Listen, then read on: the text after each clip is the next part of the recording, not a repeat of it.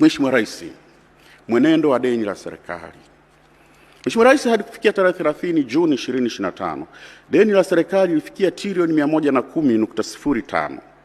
Kiasi hiki kinajumuisha deni la ndani la shilingi trilioni 35.5 na deni la nje la shilingi trilioni 74.55.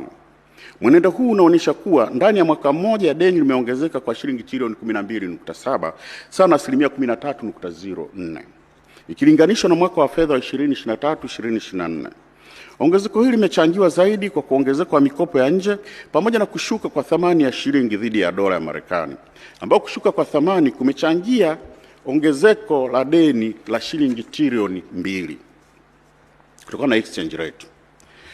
Mheshimiwa Rais, tathmini ya uhimilivu wa deni, debt sustainability analysis, imebaini kuwa deni la serikali bado lipo ndani ya viwango salama vinavyokubalika kimataifa, huku thamani ya sasa ya deni lote la umma kwa pato la taifa ikiwa ni asilimia 40.7 chini ya ukomo wa asilimia 55, na deni la nje kwa pato la taifa likiwa ni asilimia 24.9 chini ya ukomo wa asilimia 40.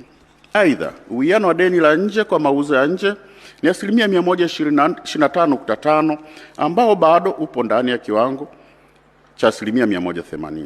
Viashiria hivi pamoja na ukuaji